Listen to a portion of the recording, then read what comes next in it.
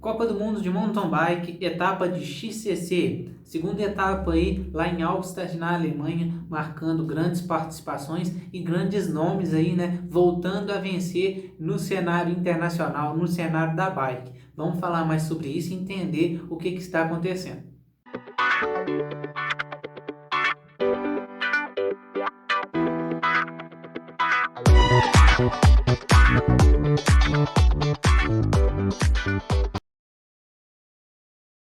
Fala entusiastas, eu sou o Leonardo Silva, assim como vocês, um grande entusiasta da bike, e no vídeo de hoje vamos falar aqui a respeito da segunda etapa da Copa do Mundo de Mountain Bike que acontece lá em Albstadt, na Alemanha. A etapa aí, né, de sexta-feira é marcada pela etapa de XCC, uma etapa mais rápida, em torno de 20 minutos de competição, onde coloca os atletas ali, né, mais exposto, mais suscetível ao erro, por exemplo, por ser uma etapa mais rápida, por ser uma etapa mais nervosa. Ah, Leonardo, por que acontece isso? Tem vídeo aqui no canal que eu já explico um pouco mais sobre a configuração da etapa de XCC, mas aqui rapidinho, brevemente, é uma etapa muito curta onde os atletas andam em uma velocidade muito alta, tá? O circuito também ele é determinado, ele não é um circuito muito grande, é um circuito mais concentrado, né? E colocam aquele tanto de atleta ali disputando assim, né, as primeiras 8 filas de largada, que é muito importante lá para a largada do XCO de domingo.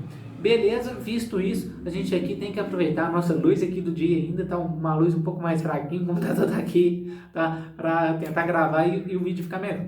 Gente, seguinte, a prova acontece, tá? O circuito de Albstadt na Alemanha é um circuito que, se chover, não é legal competir, né? O pessoal fala que escorrega muito, os atletas mesmo vêm falando, né, que se chover fica mais difícil competir, é uma região bastante escorregadia. Mas a princípio no XCC não choveu, o circuito ficou um circuito muito tranquilo de se pedalar, né? Aparentemente, não é um circuito de XCC que marcou por ser um circuito de grandes subidas, então teve algumas subidas sim, mas foram subidas mais leves, vamos dizer assim, tá? E aparentemente, pelo que eu observei na transmissão e até mesmo na própria bike dos atletas, o terreno estava um terreno úmido, porém um terreno mais compactado, não tinha lama. Isso não estava afetando aí, né, as condições de pilotagem dos atletas. Teve até alguns atletas que fez a opção de trocar de pneu ali, no momento antes da largada ali. Henrique Avancini foi um atleta que fez isso e tudo mais.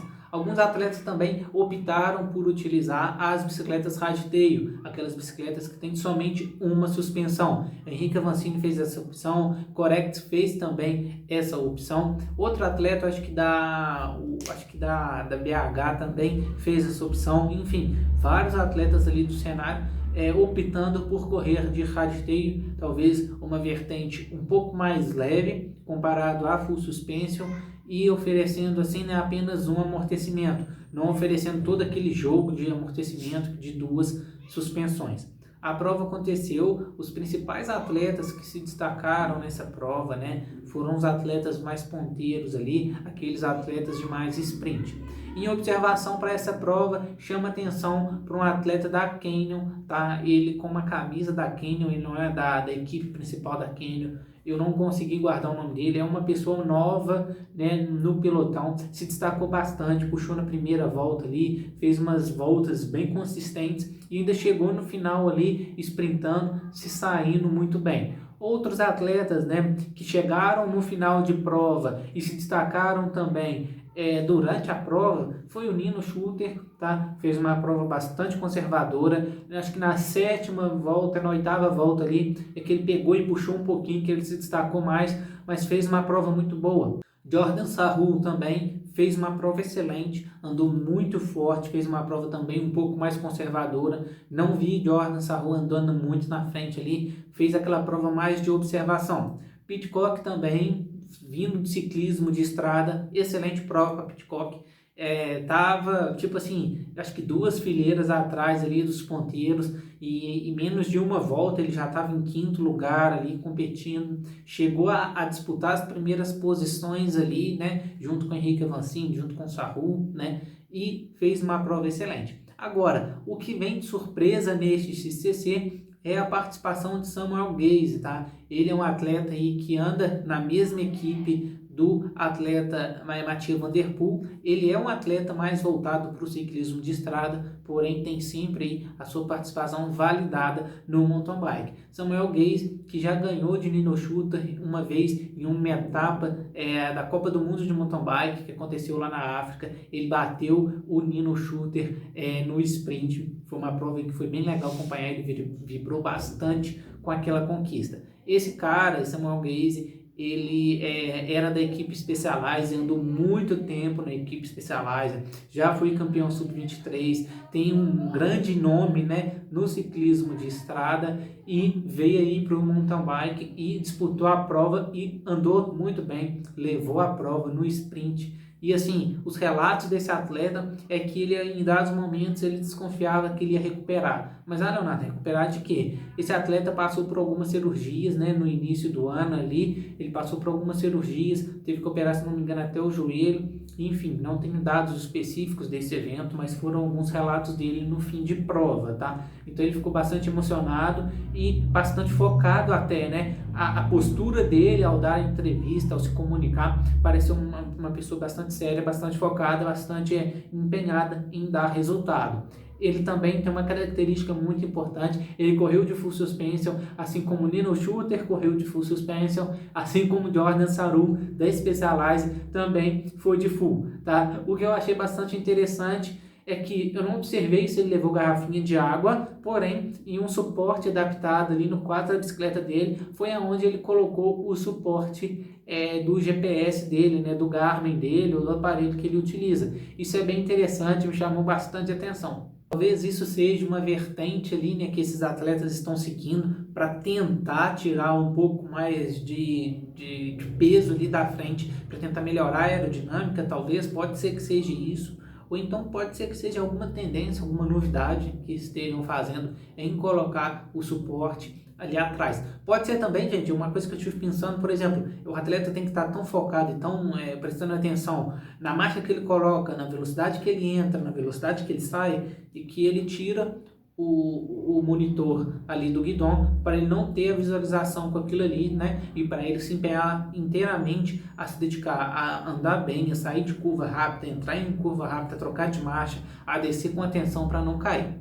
Tá? Mas a prova aconteceu, Henrique Avancini, a participação do nosso brasileiro foi sensacional, achei que Henrique Avancini fez uma prova muito inteligente, ele larga na segunda fila, porém já nessa segunda fila, na primeira volta, ele já estava ali entre os 3 primeiros, antes de fechar a primeira volta, então é um atleta que tem uma explosão muito forte, e ele na primeira volta só não foi para primeiro lugar, porque obviamente ali ele pensou, peraí, vamos segurar um pouco, vamos observar, vamos ver quais que são as principais movimentações para depois a gente começar, né, a mexer aqui e a movimentar. Na quarta para a quinta volta, Henrique Avancini faz uma movimentação muito forte, ele dá uma explosão, tipo assim, eu observei que ele fez bastante força, andou na frente, puxou a turma, quebrou o pelotão. Já na quinta para sexta volta o pelotão incha de novo, junta de novo e os atletas começam a revezar ali. O que eu acredito que tirou um pouco Henrique Avancini dessa pegada de vencer a prova foi talvez ali, né, na oitava volta ali, na sétima para a oitava, da oitava para a nona volta ali. Se não me engano, acho que foram 9 voltas, né, 20 minutos de prova ali. Se não me engano, se eu estiver errado, mas enfim, foi esse o movimento. Em determinada volta ali, mais pro finalzinho de prova mesmo, bem no final de prova ali, eu observei que ele não encaixou uma posição correta entre o pelotão fechou muito e devido à posição, posicionamento, devido ao posicionamento que ele teve ali, ele sofreu um pouquinho para defender a posição que ele estava defendendo, que era em segundo lugar. Mas isso são características, né? Ele de fato não terminou a prova com uma posição ruim, terminou a prova super bem, andando muito forte e sprintando, isso é legal. Vi Henrique Avancini competindo aí de uma forma bem consistente e de uma forma bem forte, tá? Eu acho que ele chega muito forte para o XCO e vamos aguardar para ver quais que vai ser os resultados do XCO. Henrique Avancini termina na quinta colocação nesse short track e larga na primeira fila lá no domingo, tá? Em primeiro lugar, termina o Samuel Geize, tá? O atleta da Canyon, da Alpecin. Em segundo lugar, o nosso famoso Nino Schurter, que foi o cara que fez uma prova muito inteligente. Em terceiro, fecha aí o atleta da Specialized, o Jordan Sabu, esse atleta que corre com uma camisa vermelha e a bicicleta vermelha dele também é linda. No mais é isso, tá? Foram esses os principais resultados e o nosso brasileiro Henrique Vancini terminando na 5ª colocação. Outro brasileiro que eu achei que eu ia encontrar ele, né, no short track, não participou do short track, que é o Luiz Cocuzzi. Porém, ele já vai direto lá para o XCO de domingo e vamos esperar o Luiz Cocuzzi fazendo uma excelente prova, porque o Luiz Cocuzzi é um atleta que anda muito bem no barro e além de ser muito técnico. É isso, essas foram aí as principais considerações sobre a prova do XCE. Espero que você já tenha gostado desse vídeo. Forte abraço, valeu pessoal!